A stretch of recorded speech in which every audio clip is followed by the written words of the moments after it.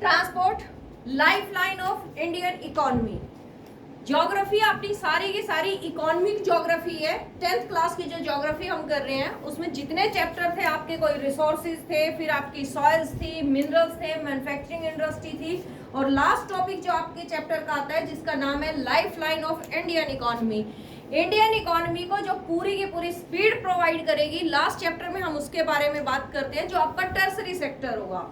Tertiary sector की जिस time हम बात करते हैं तो आपके माइंड में सबसे पहले ट्रांसपोर्ट ही आता है, और ट्रांसपोर्ट के साथ हम लोगों ने चैप्टर स्टार्ट किया है जिसमें आपके पास रोडवेज, रेलवेज, एयरवेज, वाटरवेज आएगा। तो आज जो हम टॉपिक कर रहे हैं वो वाटरवेज है।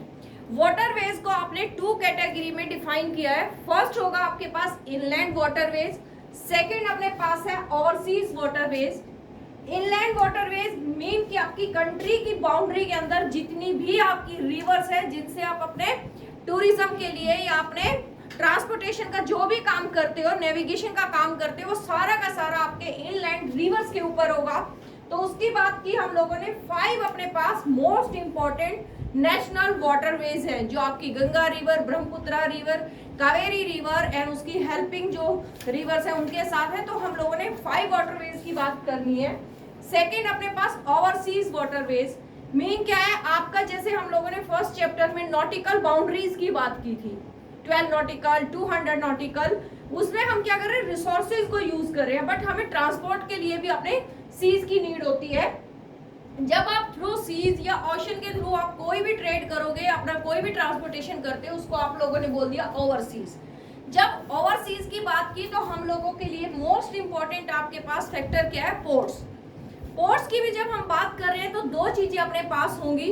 एक होगी प्रॉपर पोर्ट्स जहां पर आपका लोडिंग अनलोडिंग होगा, लगेज को शिप्स पे आप लोडिंग अनलोडिंग करोगे। सेकंड जो अपने पास है वो हार्बर्स है, जहां पर आप शिप्स के मेंटेनेंस का काम कर रहे हो, उनकी पार्किंग का काम कर रहे हो। प्रॉपर शिपयार्ड जो होगा अपने पास, उसकी हम लोगों को बात करनी है। अब जो बात करेंगे सबसे पहले हम कर रहे हैं पोर्ट्स।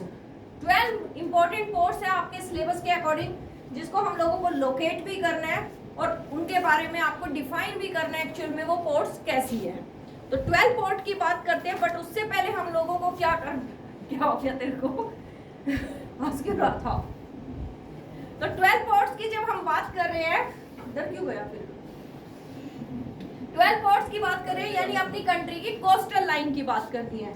अगर पोर्ट्स की बात करेंगे तो वो किसकी बात होगी, तो आपके कोस्ट की बात होगी, जहां पर अपनी कंट्री का कोस्ट होगा उसी के अकॉर्डिंग हम काम करेंगे। यानी आपकी इस बाउंड्री के अराउंड जो भी चीज होगी, जहां से आपकी कंट्री की सी बाउंड्री स्टार्ट होगी, वहां से हम लोगों को क्या करना है, आपकी पोर्ट्स की बात करनी है। ये एरिया जब हम लोगों ने बात की कि अपने पास कोस्टल लाइन टोटल अपनी कोस्टल लाइन कितनी थी, 9th क्लास में आप लोगों ने पढ़ा था 7516.6 किलोमीटर की अपनी टोटल क्या थी, कोस्टल लाइन थी। 7516.6 किलोमीटर अपनी टोटल कोस्टल लाइन, यानी यहां से यहां तक जब भी आप जाते हो तो इतना आपको एरिया कवर करना पड़ेगा। साथ में हम लोगों ने देखा था कि गुजरात जो है आपका, उसकी सबसे लॉन्गेस्ट कोस्टल लाइन है, गुजरात की आपकी लॉन्गेस्ट कोस्टल लाइन है, और सेकेंड लार्जेस्ट आपके पास किसकी है, आंध्र प्रदेश की। ये हम लोगों ने ऑलरेडी पता कर रखा है। अब बात करते हैं अपने पास ईस्टर्न घाट और वेस्टर्न घाट, दोनों को हम लोगों ने क्या किया था, इनको पहले से स्टडी कर रखा है, और उस पर आपकी पोर्ट्स की बात करेंगे। अब हमारे पास टोटल 12 पोर्ट है, इंपॉर्टेंट पोर्ट, जिसको आप अपने सिलेबस के अकॉर्डिंग कर रहे हो। तो कुछ आपकी ईस्टर्न घाट की पोर्ट होंगी और कुछ वेस्टर्न घाट की। इस साइड जो हम बात करेंगे वेस्ट पोर्ट की बात करेंगे, और ये आपकी ईस्ट पोर्ट्स है। अब जो आपकी वेस्ट पोर्ट है बेटा, वेस्ट कोस्ट पे जो पोर्ट है वो सारी की सारी आपकी ऑलमोस्ट, सारी तो नहीं, ऑलमोस्ट जो आपकी है नेचुरल पोर्ट्स भी है। इन पोर्ट्स को आप क्या बोलते हो, नेचुरल पोर्ट्स बोलोगे। कुछ एक है जो आर्टिफिशियल भी है, बट ऑलमोस्ट जो आपकी पोर्ट है वो नेचुरल पोर्ट है। नेचुरल पोर्ट क्यों है, हम लोगों ने 9th क्लास में एक चैप्टर देखा था ड्रेनेज। तो अपने पास पेनिनसुलर जो रिवर थी वो मोस्टली कैसी थी, ईस्ट फ्लोइंग रिवर थी, यही सब कुछ था। और ईस्ट फ्लोइंग रिवर कैसी थी, जो जितनी भी ईस्ट फ्लोइंग रिवर थी तो वो क्या कर रही थी, डेल्टास फॉर्म करती है।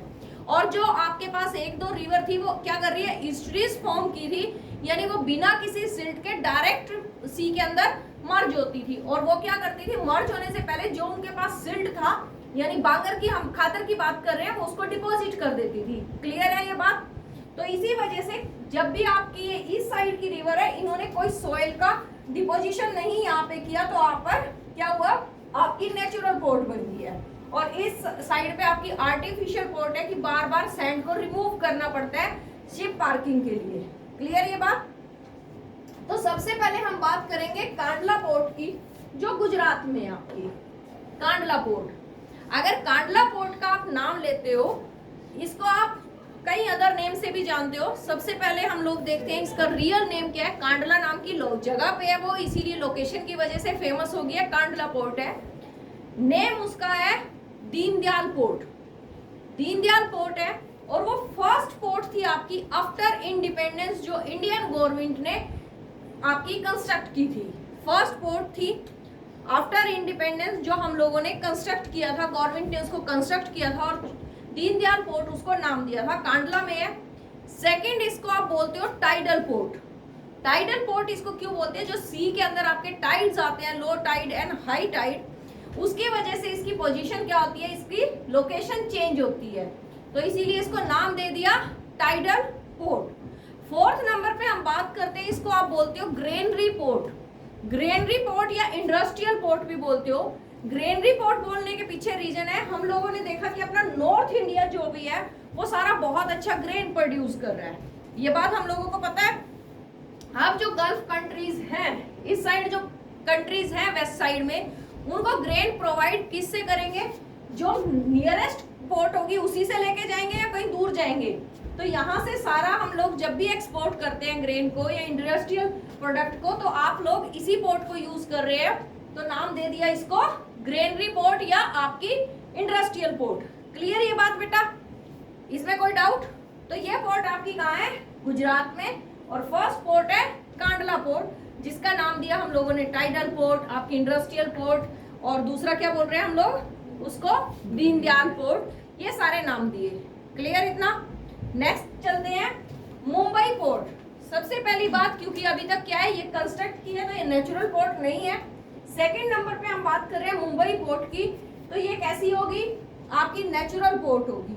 वेस्टर्न घाट पे है तो कैसी होगी, नेचुरल पोर्ट है। नेचुरल पोर्ट के साथ साथ अपनी कंट्री की बिजिएस्ट पोर्ट भी है। सबसे ज्यादा अगर आपका लोडिंग का काम होता है, एक्सपोर्ट इंपोर्ट का जो वर्क होता है, वो मुंबई पोर्ट से ही होता है। रॉकी भैया का गोल्ड भी इधर से ही आ रहा था, ठीक है ना, रॉकी का गोल्ड भी तो इधर से ही आया था। तो हम लोग देखते हैं उसने क्या किया, तो हम मुंबई पोर्ट की बात करते हैं। सेकंड नंबर पे अपने पास जो पोर्ट आई, मुंबई पोर्ट है, जिसका काम क्या है, कंट्री की मोस्ट बिजिएस्ट पोर्ट है, नेचुरल पोर्ट है, और अपनी कंट्री का सबसे ज्यादा बिजनेस जो है इसी पोर्ट से होता है। क्लियर? लोकेटेड कहाँ है, महाराष्ट्र के अंदर। थर्ड जो अपने पास पोर्ट आई थी, जवाहरलाल नेहरू पोर्ट, वो महाराष्ट्र में ही मुंबई पोर्ट के पास ही एक जगह है नेवासेवा। नेवासेवा वो फेमस ही उसी के नेम से है, नेवासेवा के नाम से उसको फेमस कर रहे हैं। नेवासेवा जो पोर्ट थी अपनी, जवाहरलाल नेहरू पोर्ट है, वो कंट्री की एक ओनली पोर्ट है, सिंगल पोर्ट है जो मशीनाइज्ड है। पूरा वर्क वहां पर मशीन से होता है, और उसको जो इंट्रोड्यूस किया था आपकी मुंबई पोर्ट के वर्कलोड को रिड्यूस करने के लिए, क्योंकि बहुत सारा वर्क बर्डन है आपकी मुंबई पोर्ट पे, उसके वर्कलोड को रिड्यूस करने के लिए जो पोर्ट कंस्ट्रक्ट की थी वो है जवाहरलाल नेहरू पोर्ट, या दूसरा नाम उसको नेवासेवा की लोकेशन की वजह से महाराष्ट्र में ही है बोलते हैं। मरमगांव पोर्ट, अब ये कौन सी पोर्ट होगी, आपकी कोंकण कोस्ट पे ही है, अभी तक कोंकण ही चल रहा है आपका। कोंकण कोस्ट पे जो पोर्ट है वो क्या है, मरमगांव पोर्ट, यानी गोवा के अंदर जो पोर्ट है। गोवा की पोर्ट आपकी इनिशियल, इसको जब हम लोग यूज करते थे आयरन एक्सपोर्ट करने के लिए, जो मिनरल बेल्ट है, और मिनरल बेल्ट में अपने पास आयरन बेल्ट है, तो उसमें हम लोगों ने झारखंड छत्तीसगढ़ बेल्ट, फिर आपकी रत्नागिरी बेल्ट और आपकी गोवा बेल्ट के बारे में किया, जहां से लो क्वालिटी का आपका आयरन हम लोग एक्सट्रैक्ट करते थे। तो ये आपकी मरमगांव पोर्ट को तब उस चीज के लिए यूज करते थे। अगर आज की बात करते हैं तो इसको हम लोग टूरिज्म के लिए यूज कर रहे हैं। प्लस यहाँ से जो आपके ड्राई फ्रूट्स हैं, कैश्यू नट्स, उनको भी एक्सपोर्ट करने के लिए हम लोग यूज करते हैं।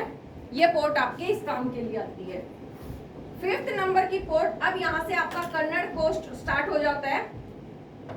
5th न्यू मैंगलोर पोर्ट, ये आपकी कर्नाटका की पोर्ट है।